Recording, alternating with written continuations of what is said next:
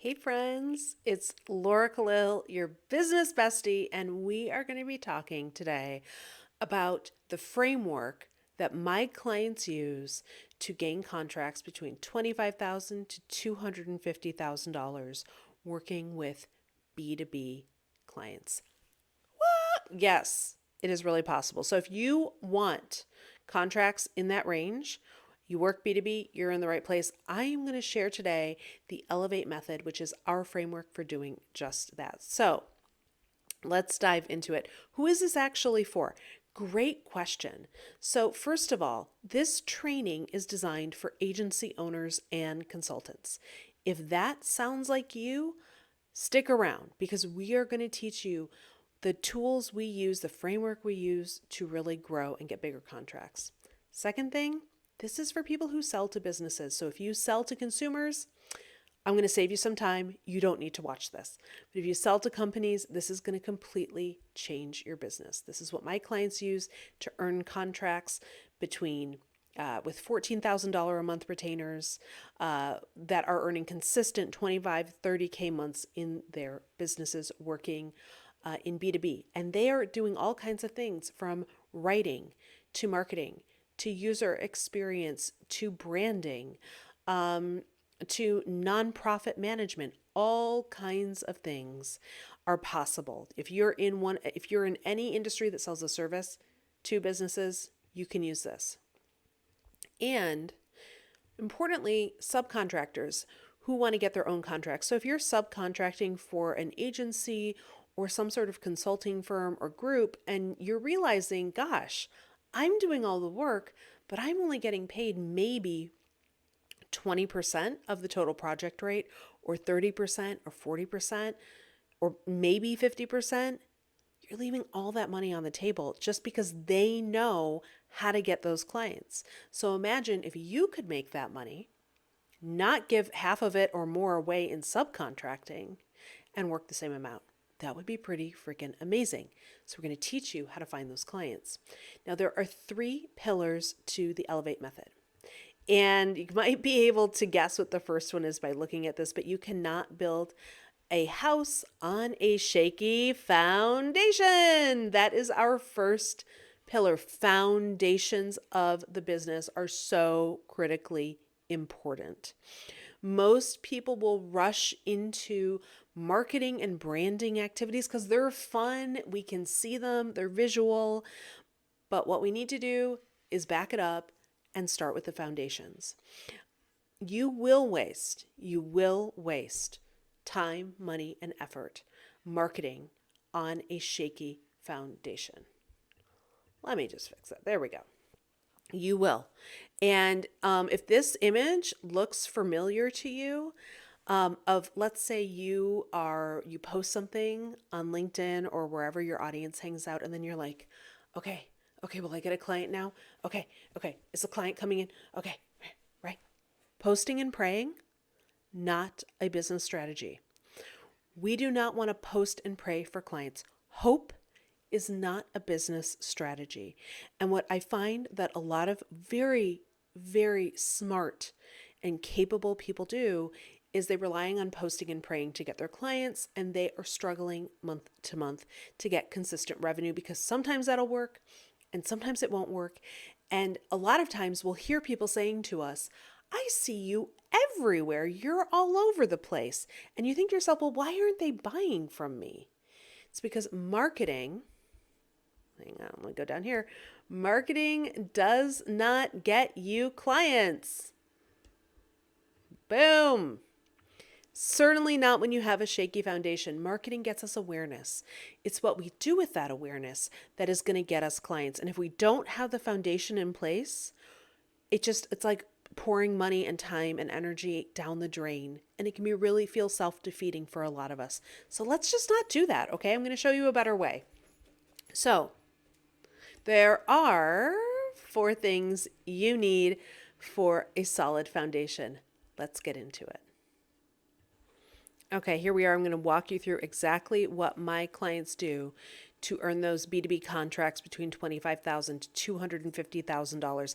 This is the Elevate method. This is what my mastermind clients learn, and we get into the nitty-gritty in the mastermind to help accelerate your growth within the next quarter. So let me start with those foundations. So what's the first thing we need? All right, the first thing we're looking at here when it comes to foundations, and let me just zoom in here so you can see this really clearly, is ideal clients. So I want you to imagine, well, let me back up and start from this premise. Your business, the thing you're spending your time day in and day out doing, I would hope you really enjoy. And I think business is one of the most important relationships you have in your life. Your relationship with your clients, your customers, your vendors, your partners, your promotional partners. It's super important, right? If we're going to be doing it every day, I want to love it and I want you to love it. And so when we think about ideal clients as our foundation, I'm not talking about target market. I'm not talking about job title. I am not talking about type of company or anything like that. I'm talking about the traits and qualities in the human beings that you love to work with, that bring out the best in you, that empower you to do your best work. And if we do our best work and people are really happy with us, then they're likely to refer us to more great people and more great work. So what are those ideal clients you love to work with?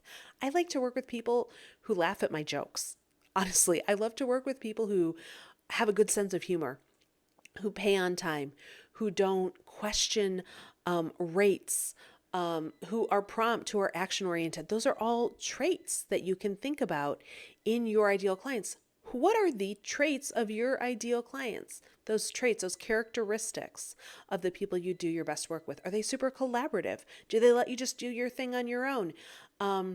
Do they like to check in a lot? And does that make you feel really good because it feels like they care about what you do? Or do they just sort of like hang back? It's different for everybody, but you want to start here in our foundation. Once you've got that down, we want to talk about, I'm going to call it the big hairy monster, which is the target market. A target market is a self-organizing group of people. These people, instead of, sometimes people get really confused about what target market is an ideal client, and they'll frequently mix them up. But target markets are groups of people, okay? They're groups of people who do similar things or are in similar stages in business. And we can easily find them and identify them. All right. A target market, for example, is the insurance industry. That's a target market. A target market, a better target market, would be like Michigan companies that are insurance companies. Okay, then we're getting even more specific about the target market. Okay, I could get even more specific. I could say Detroit-based insurance companies. Now, you may be hearing me talking right now and thinking, hold up, Laura, you're getting really narrow. I don't know about that. Well, that's a good question, and it's not an uncommon one. And here's what I would say to you. The more precise you can get on the perfect slice of business for you, the more of a premium you can charge, because it is easier to stand out from the sea of everybody, who doesn't want to specialize, who doesn't want to get, who is afraid to quote unquote niche down because they think they will be leaving money on the table. Well, I'm going to tell you this. Actually, the opposite is true.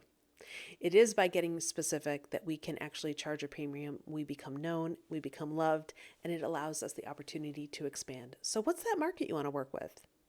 Moving on from there, we want to talk about niche. Now, this word has a lot of different meanings and gets thrown around in different ways, but I want to make it really, really simple for you today. A niche is quite simply the work you do for those people. And instead of having a menu of services 30 pages long, what can you become a real specialist in? A clear target market and a clear niche, a very specific offering, are two of the key triggers to allowing you to charge more for your services. Okay? It's super important that you be able to get specific on what you offer. And then we're going to look at the next part of foundations, which is our messaging.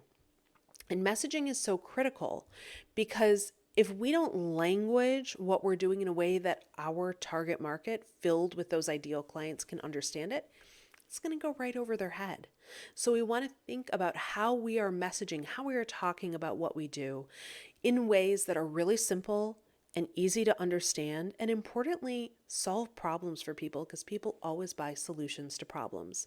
Now, let me zoom out for 1 second and show you this. So once we have got our ideal clients, target market, niche, and messaging down, we can now move on to the first thing we need to do, which is begin to validate our offer, okay? Remember, now at this point, we haven't done any marketing. We are just building those foundations. This is really, really critical, and this is the step we can't jump over. Now we get to start testing it with our data or offer validation. And I have here calling it offer validation V1. And the reason I say that is because over the life of your business, you will continue to come up with new offers and you will have to validate them. This is a process. It is a journey. Business is a journey. Okay. And so we will constantly be validating and improving the offers based on the feedback we get from the market. So now that we've built your foundations, we're going to move on to the next pillar, which is business development. If you do not want to dance on TikTok, you've got to learn how to do business development. Better than that, corporate clients or larger businesses who have money to spend with you are not looking for you on TikTok. They are not looking for you in Instagram Reels, okay? So we need to learn how businesses do business, which is through business development. And that includes building out a referral wheel. So let me make this a little bigger so you can see it. Your referral wheel, this is a network of people who would refer you business. People are surrounding your target market who can refer you business. From there, we actually move on to your warm leads. These are people you already know who you're going to consistently keep in touch with. Okay. And they may be prospective clients. They could be promotional partners. They could be past clients, but we want to have a keep in touch strategy for your warm leads as well as your cold leads. I love to call cold leads new friends, because what we're doing when we're working in a business that we love is what we want to do is make new friends. We want to expand our network, and cold leads are a wonderful way to expand our network, not just with new sales, but with referral partners, promotional partners, business besties, and everybody in between, even cheerleaders. So having a list of cold leads and reaching out consistently is really important. And then we move on to trust building activities. Now, at this point, we have not done any marketing. I just want to point out, we have really gotten your foundation set and we have started the business development process. When you are doing trust building activities is when you can start mixing in some of the marketing. Now, people buy according to the amount of trust that we have earned with them. And so we need to do trust building activities that help people feel more confident to buy from us. That can include speaking at the conferences that they attend and respect. That can include going on the podcasts that our market listens to and with the hosts that they respect. That can include hosting our own events. It's really important that in our trust building activity phase, we are getting in front of clients because we are validating the offer. Remember, V1 of validation is going on right now. And so we want to be validating our offer at every step of this journey here, okay? So if you're creating trust building offers for people and you're listening to your warm leads, your cold leads, your referrals, you will have iterated most likely on your offer, which brings us, let me move this around here, brings us to offer validation V2. We are validating the offer. We're making sure it makes sense. Okay, let me go up there. And then when you're doing that, you should start to have what I like to call easy breezy sales conversations. They're super simple. They're not spammy. They're not pushy. They're not salesy. But they actually are conversations that give the prospect the opportunity to say, oh my gosh, I love everything about you and I want to work with you. And if your foundations are really set, that will happen. Okay. So from there, we move on to, I think I gave you a sneak peek of it before. We move on to the third aspect of, third pillar of the Elevate method, which is client delivery. But let me just review the first two. We have our foundation set. We are doing solid and consistent business development, and we're having sales conversations. We're meeting people. We're building out our networks. So what happens in client delivery? Well, let me show you. Our client delivery really begins over here at the pricing and proposal process. So we have a really unique way of doing this inside of Elevate that helps the client feel very invested in the proposal. So you don't send out proposals anymore where people are like, yeah, send me a proposal. I'll look at it, talk to you later. We don't do that. We actually work with the client on the proposal. And we do it in a way that helps them feel really, really bought into it so that they can take it up the food chain. From there, we move on to what you do best. The reason that you're in business, your delivery of services and client management is hopefully really good. And we have standards of service to teach you to help learn how to manage and work with clients. A lot of times in this arena, it's important. There's so many mindset components that go into client management, not just like the nitty gritty of, yeah, I don't work at 11 p.m. on weekends or weekdays. Sure. Okay. But there's also understanding how to treat the client and how the client treats you and what you accept. And so we talk a lot about that here. I want you to consider that you're a peer of your client. You're not better than them. You're not worse than them. And they aren't your boss. Okay. They are an associate of yours, and they brought you in as a trusted advisor. So we better act like one. Okay.